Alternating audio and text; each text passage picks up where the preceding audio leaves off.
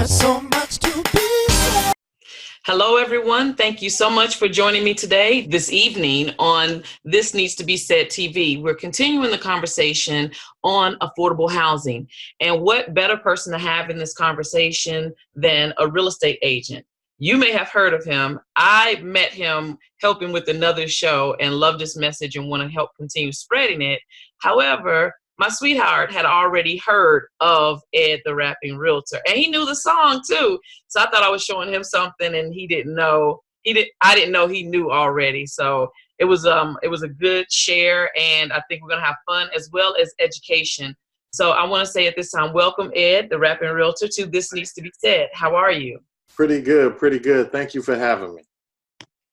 Well, when I talked to you about having you on the show, yes, your job is to get people into homes and help them repair their credit and everything that you put in that 4-minute song. That is plenty for a person to know what the process of purchasing a house is. But when I asked you to come on the show, I wanted to know what you had to say in the conversation of affordable housing. Well, it's getting harder and harder every day as far as the marketplace. With Charlotte as well as surrounding cities with the regentrification. They're saying that over 100 people are moving to Charlotte and the surrounding areas every day. You have the investors that are buying up everything, and it's just the cost of living is getting higher. So it's getting harder for people when as I'm talking to people and meeting them. A lot of people are living in hotels. A lot of people are renting and don't really want to rent. Some people are living in cars and working regular jobs and with families because they just can't find a place to live. Wow. So what do you think is a solution? I mean, because again, your job is to sell houses, and our wages are not keeping up with the cost of living. So the gap keeps getting bigger every time a person tries to get ahead. So either they're forced. And Jim and I have this conversation, my director for the show, have this conversation often, and we're going back and forth with whose responsibility is it to make it accessible for people to have places they can afford to live? Is it the person? Should they improve their situation? Is it the city or the state or government anyway? Should the government make it where it's accessible, or should the free market be a little more socially conscious? So it could be one person. It could be all entities. I mean, what are your thoughts about it? I think it's a little bit of everyone. I mean, I think we have to own up to our responsibilities. But I think a lot of people really, want decent housing. They just the cost of living it just keeps increasing. I know myself as a realtor. I do a lot of business, but I needed to slow down a little bit and become one with the people and get more involved with the community to try to run a campaign to help people get into houses. There's a lot of programs that are available to people that they just don't know about. And you're going to have to tell me some of those while we're here. Not that you can explain them all, but not because we don't have enough time, but we have to have you come back on for that. But tell me, what are some of the programs that can help people? Okay, so there's House Charlotte, which has can help people with down payment assistance up to $17,000 toward down payment assistance. Oh wow! There's the North Carolina bond, which it can get up to $8,000 with that. They have NACA, which is 100% financing program where there's not a credit score requirement for them to get involved with that. They just go based on your payment history. And then you have USDA loans, which are 100%. You have VA loans for military, which are 100%. And some of these programs can be stacked. So, for example, in some cases, you can do House Charlotte and North Carolina bond. So a combination of that can give you, maybe, 20,000, 17,000, 25, it just depends on the lender. So there's a lot of different programs that help clients with their budgeting, because a lot of us we have to get back to the basics as far as how we budget our money. And we just have to prioritize some, but there's a lot of help out there. Wow. So one of the things I feel my heart goes out for the individual, because I think it's all three. I think it's the government, I think it's the free market, and I think it's the individual. There should be a mix. I don't know what it looks like, but a mix where the person is improving themselves to repurpose their skills. What I've learned, even in my personal experience, whether I'm on a job or running a business, is the idea of how to repurpose your skills. One conversation Jim and I had, we were talking about, I think he called them out of work mill workers, but whatever the industry was at that time, they were out of work, whatever that was. Right. Never thinking that while that skill is no longer needed that way, how can I take these skills and make them something else? We don't, as individuals, know how to reinvent ourselves. So I think that while someone is on what they call a low skill job, that doesn't mean that those are low skills. It's just that something that may be common. What can you do with those and turn them around? And I forget every often, that's not even a proper phrase, but I forget a lot that I can reinvent myself. When I got my first office job, I love being on the phone. I'm from, touch dial. Like, I'm after the rotary phone, but I was always on the phone, always on the phone. And a guy I was dating said, Catherine, just turn the phone upside down. You already know how to use it. You can get this job. And I was like, that's too easy. But I did end up getting a job based on what he said, because when I was filing claims with Cigna, that's what I needed. I needed to know how to dial the phone. But we don't take the skills that we have and use them for something else because they're only for working in a mill, or they're only for teaching school, or they're only for this. And if they fire me here, oh, what will I do? So I think it is the responsibility of the person, because if they can get with someone like you and learn what it's going to take for them to get into something they can call their own, it's going to take doing something different than you've done before. Yeah, right. You didn't know to do these things, but now you do. And we think that since you didn't teach me directly this program, I don't know it. You do. You're more familiar than you realize. But then on the government side, I think the government, City of Charlotte, should have space that is protected for cases like this, where we have people that are displaced, because this isn't a new thing. It's happened other places. And we've chosen to grow as a city. And it's since we're growing, that also brings what big cities have. Everything else that we may decide that is undesirable, we can do what other people have done, but do it with dignity. Have a place that is out of sight, but is open for the community that can't afford to be anywhere but on the street. And then for the fair market, if you're going to have 20% of your complexes or whatever you're building to go to someone who's low income, make sure the information is known and make sure your properties are available. Don't just say you're doing it, get the government credit, and don't follow up with it. Because how do I know that you're actually giving low income people a chance? Right. So I think it's a 3-part problem. And I don't know the one solution or the solutions for it. But with you being able to educate, in this little bit of time, you shared with us just an overview of some of the help that's out there. So if people are willing to educate themselves, which would cause them to have to change, they can have a better situation for themselves. So that's why we're doing this local show, so people can get the information. And a lot of people don't even think that they can buy a house. That's what I found. So they think that they're so used to being told no, they just figure that they have to rent. And when we have a conversation and I talk to them, then, they find out, wow, you don't have to have 20 or 30% down, and you can buy a house with, 3.5%, and there's programs that help. It just kind of, puts them at ease. But, a lot of times we get in our own way. So, because we get tired of being told no.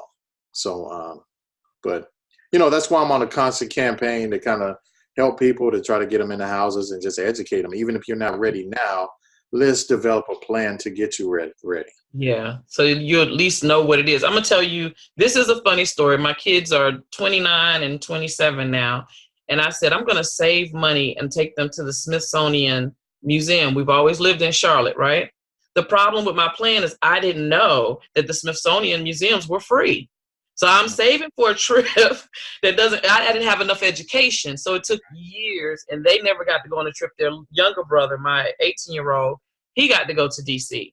And that's because one day I got some information on how to make this possible. So getting with you to have a plan on how to make it possible, instead of saying one day I'm going to get a house, you don't just have to have this airy wish. You can actually have a plan that goes with it. So my older kids, boy, I didn't mess them up too bad, I hope.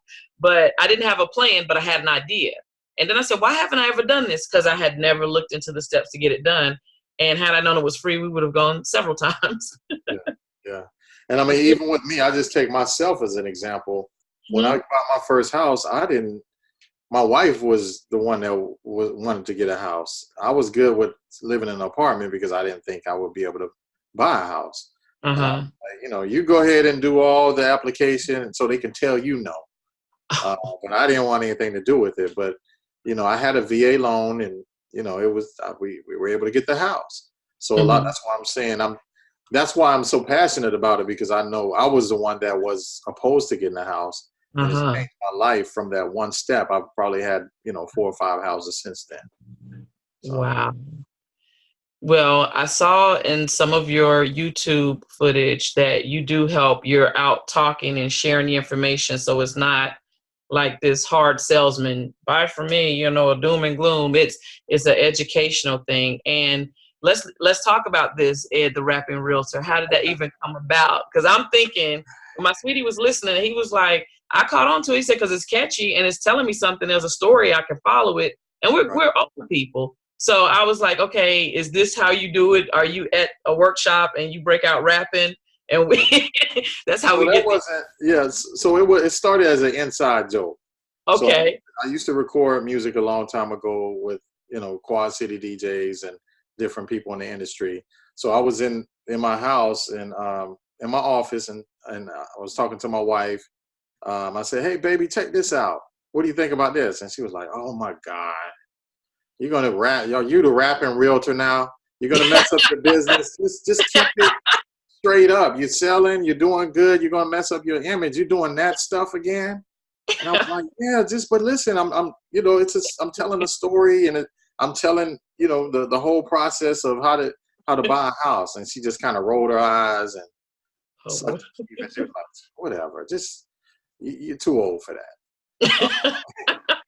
So next thing I know, she actually did a beat for me. I didn't know she had production skills. And so she did the music and then we put it together and, voila, we have the song now. So. Wow. Yeah, I can see that being the inside joke. Oh, there you go again. Yeah. All right. Well, like, that's going to mess up your clientele. Like, what are they going to think that you just rapping on the weekends and stuff? They're not going to take you seriously. And but we put it all together. It just came together. Well, how did you get into being a realtor? Because you said you were not even interested in getting a home because you were tired of being told no. Right. So what got you into real estate, like getting other people into homes? So when I lived in Atlanta, I was working a sales position, and a lot of my clients, they were real estate agents, and I was always kind of intrigued by the process. I had a bad experience too with a realtor. He wasn't personable. It was just dry. He was just, every house we saw, he was like, hey, so what do you think? Just no type of personal touch or anything. So I always kind of grasped from that. And I was like, hey, looks like something I could do. And if I did it, I would do it different to help people. So I just kind of took that experience and used that to get my license when I was in Atlanta. Okay. So how long have you been in real estate now? 12 years. Yeah, I've been a real estate agent for 12 years, and I'm licensed in 4 states: North Carolina, South Carolina, Georgia, and Florida. Nice. You get around. So what brought you to Charlotte is my favorite question. I am from Charlotte, always have lived here. When someone is from someplace else, I always want to know what brought them to my city. Well, I got a promotion on my job that I had in Atlanta as a manager. So they relocated me here to Charlotte 9 years ago. Okay. So you've seen the city change? I have. Tell me one of the biggest changes that you've seen since you've been here. Traffic. Traffic was traffic when you came. You brought it with you from Atlanta. I probably did. But it's not Atlanta traffic though. It's not Atlanta traffic. Oh no, y'all got like a racetrack. When you get in there, you it's like live or die. Yeah. I'm like, what time is it? It's always traffic in Atlanta. I'm definitely seeing more building. I'm seeing a lot of new construction and a lot more building. Just more people. You can feel. They're saying 100 people a day are moving to Charlotte, but I'm starting to feel it because you can see it as you go to restaurants and different, little small stuff. Yeah, stuff that you can go and do real quick. It's not real quick anymore. No. you're starting to kind of see it. But Yeah. it's all good. It's good. Now, what is something about this city? Because people from New York always say, you know, I'm from New York, our pizza better. So what do you think is better in Atlanta than Charlotte? Well, I mean, it's more to do in Atlanta because it's Atlanta, so it's bigger. It's more things to do. But I like Charlotte. But Charlotte can be as fast as you want it to be or as slow as you want it to be. So I like that. That's nice. That is You know what nice. I mean? So in every little area of Charlotte has its own unique characteristic about it. Hmm.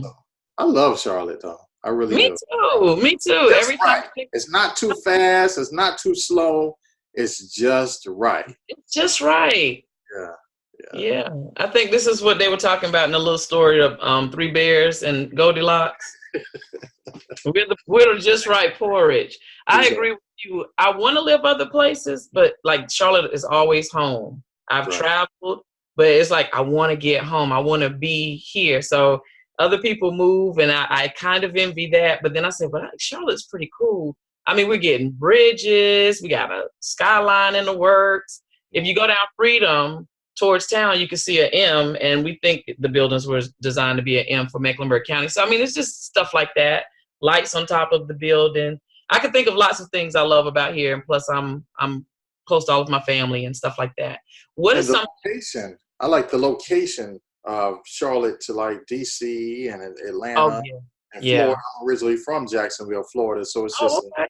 6-hour drive to Jacksonville. So, you know, a lot of these places are close, centrally located to Yeah, about every major city on the East Coast. So I love that about Charlotte. yeah. It does make like if you want to hop in the car, like however you go, won't be an unpleasant trip. Not from here. Yeah. What is something about Charlotte you wish would be different? I was about to say crabs because I'm greedy, but they're starting to get little crab seafood places here, so I'm good. Working. We work. We try. What we Food need is a places. Pappadeaux. Yeah. Oh, that's Yes. yeah, Yes, we need that. Bring absolutely. that. Bring that. You brought the traffic. Bring Pappadeaux. Okay. What else? What else do we need? Maybe some more, you know, entertainment here. More entertainment, more hotels. I mean, I would love to see the Super Bowl come here. Oh, We did have All-Star, NBA All-Star weekend, which was cool. yeah, yeah, Just more, you know, more entertainment, just more to do, more things for people to do. yeah. You greedy. Yeah, you're greedy. You want lots to do. Yeah. Okay. But is there anything that you see in the social world, like social injustices, that you say, hey, we solved this and we worked on this, and whether it was Florida or in Georgia, that we worked on this problem and we have a solution for it that maybe Charlotte could use, or maybe there is no solution, but you say, hey, I see this social injustice and I would like to see it stop. I would say maybe the separation in different communities and stuff like that, as far as you know, Valentine being so separate from the rest of, you know, just that type of thing. I probably would like to see it more attainable for more people, but that's a whole different, you know, conversation. Yeah, yeah, yeah. But Valentine is his own. It could be his own city. Like I think they're talking about getting away from Charlotte anyway.